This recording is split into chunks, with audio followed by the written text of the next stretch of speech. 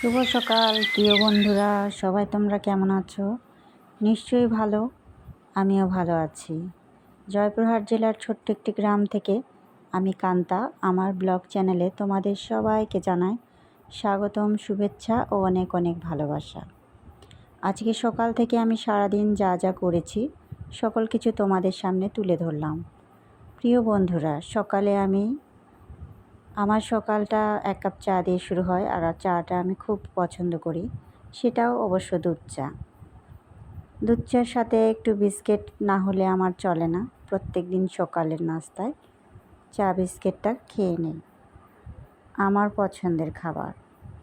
সকালে চা না খেলে মনে হয় যে কি যেন খাইনি, আর সকালটাই সকাল মনে হয় না। এরপরে আজকে আমি যা রান্না করব সেগুলো রেডি করে নিচ্ছি। আজকে লাউ ঘন্ট করব, ছাঁচি লাউ যাকে বলে, সেই লাউ কুটে নিচ্ছি। আজকে আমি সকল কিছু রান্না করব কারি কুকার আর রাইস কুকারে, কারেন্টের মাধ্যমে। তাই সব কিছু রেডি করে নিচ্ছি।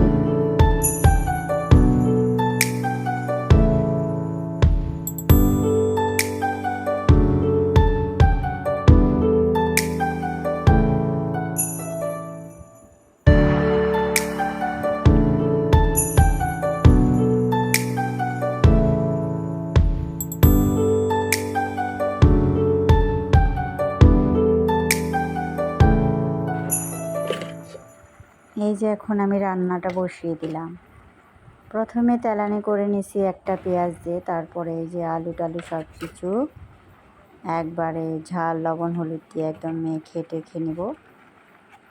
আর অল্প একটু পরিমাণ মতো পানি দিয়ে এই যে বসিয়ে দিলাম। এখন আমার রান্না অটোমেটিক হয়ে যাবে। এই যে হয়ে গেছে আমার লাউ ঘন্ট। আর লাউ সবসময় মনে করেন যে শুকায় যায় আর কমে যায়।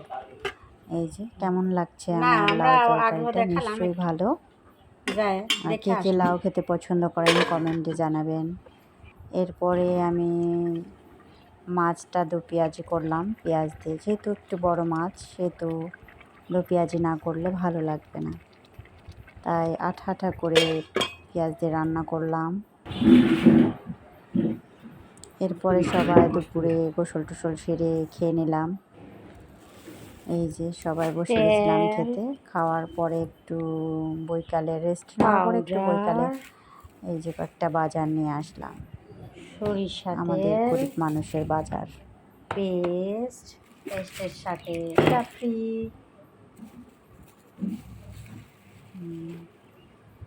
রাঁধুনি,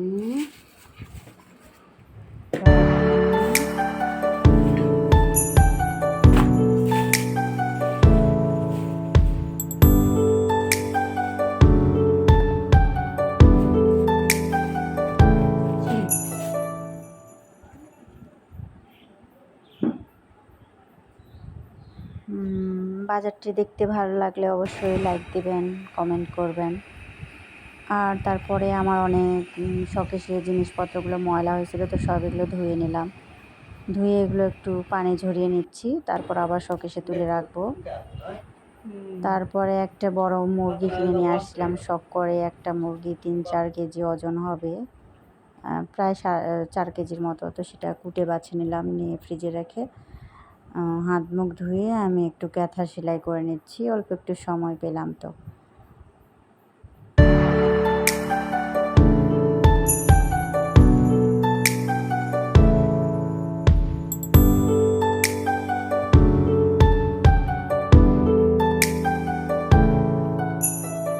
এই তো বন্ধুরা, আজকে আমার সারাদিন এইভাবে কেটে গেল। আর আমার ভিডিওটা যদি তোমাদের ভালো লেগে থাকে অবশ্যই একটা করে লাইক আশা করছি। ধন্যবাদ সকলকে, শুভ বিদায়।